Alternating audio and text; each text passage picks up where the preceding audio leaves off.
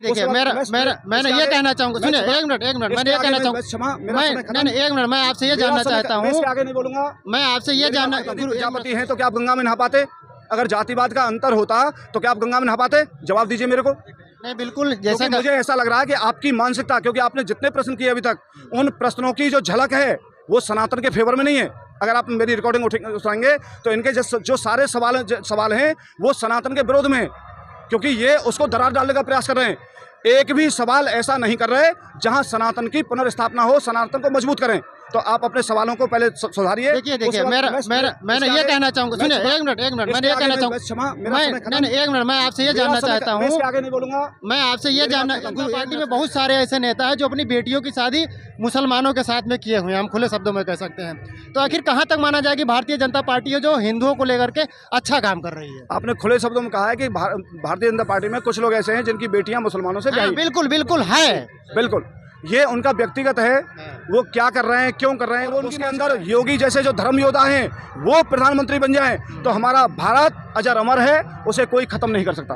अच्छा, एक सवाल मेरा ये रहेगा, भारत में अधिकांश जो मुस्लिम हैं वो हिंदू थे, क्या कारण रहा कि वो हिंदू धर्म छोड़ करके, सनातन धर्म छोड़ करके वो मुसलमान इस्लाम धर्म कबूल कर लिए? जी, जब किसी पे खतरा आता है तो अपनी जान बचाने के लिए वो कुछ भी कर सकता है। तो जब उनकी गर्दन पे तलवार आई थी और उन्हें लगा कि हम मरने वाले हैं, तो उन्होंने सोचा कि चलो जिंदे हो जाते हैं, कोई बात नहीं, इस्लाम को स्वीकार कर लेते हैं। तो दोस्तों नमस्कार, मैं हूं आपका साथी अमरेश प्रजापति। अभी मैं संगम नगरी जो है प्रयागराज में मौजूद हूं। मेरे साथ अभी आप देख पा रहे हैं इस गेटअप में एक महात्मा जी हैं और ये कुछ मैसेज देना चाहते हैं, खासकर भारत के जो सनातनी हिंदू हैं उनको मैसेज देना चाहते हैं।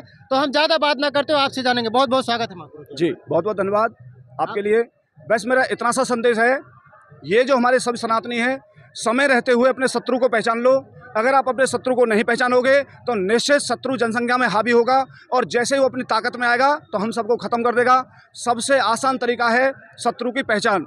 आप शत्रु की पहचान पहले सवाल से कर सकते हैं कि 83 लाख वर्ग किलोमीटर में भारत था और आज भारत 33 लाख वर्ग किलोमीटर में है। ये बचा हुआ जो 50 लाख वर्ग किलोमीटर का भूभाग है, इस पर अधिकतम कब्जा किसने किया है? जिसने अधिकतम कब्जा किया है, विचार करें, वो हमारा शत्रु होगा। दूसरा सवाल है कि यदि इस महाकुंभ को देखें तो इस महाकुंभ में जो इतनी पुलिस लगाई गई है, तो पुलिस का जो असली रुख है वो किसके लिए लगाई गई है? वो कौन है जो यहाँ खतरा पैदा कर सकता है? तो इसका जो उत्तर निकलेगा, आप इस पर विचार करें कि वो हमारा शत्रु हो सकता है। इसके अलावा हमारे देश में कुछ लोग ऐसे हैं जो गाय खाने में लगे हुए हैं, जबकि हमारा बजरंग दल, गौरक्षक और तमाम सनातनी अपनी गाय को बचा रहे हैं, उसके बावजूद भी हम गाय नहीं बचा पा रहे। तो इसका उत्तर खोजें, वो कौन है जो गाय खा रहा है।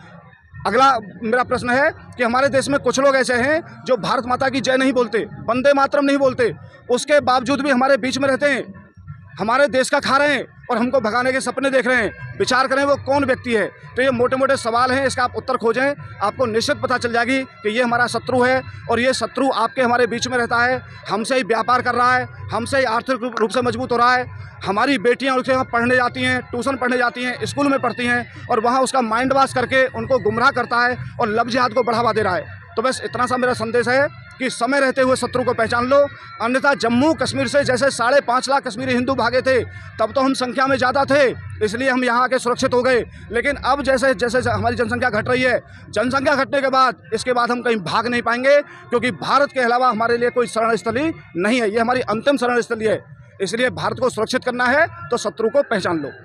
अच्छा, अभी आपने कहा कि जो है भारत में हमारी जनसंख्या कम होती जा रही है और दूसरी चीज़ खासकर मुसलमानों को लेकर के कि उनकी संख्या बढ़ रही है। अभी देश में जिस पार्टी की सरकार है, भारतीय जनता पार्टी की सरकार है, अभी आपने कहा अगले इंटरव्यू में कि मोदी जी, योगी जी को प्रधानमंत्री बनाना चाहिए। भारतीय जनता पार्टी में बहुत सारे ऐसे नेता हैं जो अपनी बेटियों की शादी मुसलमानों के साथ में किए हुए हैं, हम खुले शब्दों में कह सकते हैं। तो आखिर कहाँ तक माना जाए कि भारतीय जनता पार्टी है जो हिंदुओं को लेकर के अच्छा काम कर रही है? आपने खुले शब्दों में कहा है कि भारतीय जनता पार्टी में कुछ लोग ऐसे हैं जिनकी बेटियां मुसलमानों से ब्याही। बिल्कुल है, बिल्कुल, ये उनका व्यक्तिगत है। वो क्या कर रहे हैं, क्यों कर रहे हैं, वो उनकी मानसिकता है। कुछ लोग ऐसे होते हैं वो दोनों हाथों में लड्डू लेते हैं कि यदि हिंदू रहेगा तो हिंदू बने रहेंगे, यदि हिंदू खतरे में आएगा तो मुसलमान बन जाएंगे। तो इसलिए बैलेंस कर लेते हैं अपने आप को कि इधर खतरा होगा तो उधर सुरक्षित, उधर खतरा होगा तो इधर सुरक्षित। तो उस मानसिकता को आप ये देख लें कि वो अपने सुरक्षा कवच ढूंढ रखा है उन्होंने कि सुरक्षा कवच दोनों तरफ है, जहाँ खतरा होगा वहाँ से विड्रॉल करेंगे, दूसरी तरफ चले जाएंगे। इसका जवाब यही है। तो दूसरी चीज़ ये सवाल निकल के आता है कि अगर ऐसे लोग उस सत्ता में बैठे, उस पार्टी में बैठे हुए हैं, तो फिर कहाँ, ये तो अपने साथ ही गद्दारी होगी। तो फिर हम भारतीय जनता पार्टी को क्यों प्रमोट करें कि हाँ ये हिंदुत्व को बढ़ावा देंगे। योगी जी को कैसे प्रधानमंत्री हम बना दे जब उन्हीं के पार्टी में ऐसे लोग बैठे हुए हैं। जी, वो शादी कर रहे हैं, वो इनका व्यक्तिगत है, लेकिन भारतीय जनता पार्टी हमारे देश के लिए शान है, वो हमारे सनातन की शान है, वो हमारा मुकुट है। अगर भारतीय जनता पार्टी नहीं रहेगी तो आप समझ लेना कि हमारा पतन निश्चित है। भारतीय जनता पार्टी है तो देश सुरक्षित है, और उसके अंदर योगी जैसे जो धर्म योद्धा हैं वो प्रधानमंत्री बन जाएं तो हमारा भारत अजर अमर है, उसे कोई ख़त्म नहीं कर सकता। अच्छा, एक सवाल मेरा ये रहेगा, भारत में अधिकांश जो मुस्लिम हैं वो हिंदू थे, क्या कारण रहा कि वो हिंदू धर्म छोड़ करके, सनातन धर्म छोड़ करके वो मुसलमान इस्लाम धर्म कबूल कर लिए? जी, जब किसी पे खतरा आता है तो अपनी जान बचाने के लिए वो कुछ भी कर सकता है। तो जब उनकी गर्दन पे तलवार आई थी और उन्हें लगा कि हम मरने वाले हैं, तो उन्होंने सोचा कि चलो जिंदे हो जाते हैं, कोई बात नहीं, इस्लाम को स्वीकार कर लेते हैं। तो उन्होंने डर के कारण इस्लाम स्वीकार किया था। वो हमारे भाई हैं, आज भी हैं, पहले भी थे, बस उनको सद्बुद्धि देने की आवश्यकता है, और वो सद्बुद्धि तब आएगी जब भारत हिंदू राष्ट्र बनेगा। हिंदू राष्ट्र बनते ही सद्बुद्धि आ जाएगी, क्योंकि उनके सामने एक ही ऑप्शन होगा, यदि इस्लाम को मानते हो, मुसलमान हो, तो पाकिस्तान दे दिया, पाकिस्तान चले जाओ, क्योंकि भारत तो हिंदुओं का था। भाई 1947 में बंटवारा ये कहता है कि धर्म के आधार पर हुआ था, तो जो इस्लाम को मानने वाले हैं पाकिस्तान चले जाएं, और जो सनातन को मानते हैं भारत में रह जाएं। तो उनको सद्बुद्धि तभी आएगी जब भारत हिंदू राष्ट्र बनेगा, अन्यथा कभी भी भारत हिंदू राष्ट्र नहीं बना तो उनको सद्बुद्धि आने वाली नहीं है। आप हिंदू राष्ट्र की बात करते हैं, आज वर्तमान में कहते हैं ना, हम 21वीं सदी में जी रहे हैं। भारत में आज भी जातिवाद है, हर देश में, हर प्रदेश में जगह जो ओबीसी एससी समाज के लोग हैं उनके ऊपर अत्याचार होता है। जब हम जो भारत का ओबीसी एससी समाज है इनको हम हिंदू नहीं स्वीकार कर पा रहे हैं, तो कैसे हम एक हो सकते हैं? आपने कहा कि भारत में जातिवाद है, यही कहा ना आपने? जी बिल्कुल। आपने बोला था मैं प्रजापति हूँ और मैं महात्मा हूँ, आप मेरे पास खड़े हैं। अगर जातिवाद होता तो मैं आपको निकट बुलाता क्या? आप यदि प्रजापति हैं तो क्या आप गंगा में नहा पाते? अगर जातिवाद का अंतर होता तो क्या आप गंगा में नहा पाते? जवाब दीजिए मेरे को। नहीं, बिल्कुल, जैसे मुझे ऐसा लग रहा है कि आपकी मानसिकता, क्योंकि आपने जितने प्रश्न किए अभी तक, उन प्रश्नों की जो झलक है वो सनातन के फेवर में नहीं है। अगर आप मेरी रिकॉर्डिंग उठाएंगे तो इनके जो सारे सवाल हैं वो सनातन के विरोध में, क्योंकि ये उसको दरार डालने का प्रयास कर रहे हैं। एक भी सवाल ऐसा नहीं कर रहे जहां सनातन की पुनर्स्थापना हो, सनातन को मजबूत करें। तो आप अपने सवालों को पहले सुधारिए। देखिए मैंने ये कहना चाहूंगा, सुनिए एक मिनट, मैंने ये कहना चाहूंगा, नहीं एक मिनट, मैं आपसे ये जानना चाहता हूँ, आगे नहीं बोलूंगा, मैं आपसे ये जानना, गुरु एक मिनट सुनिए, इसके बाद खत्म।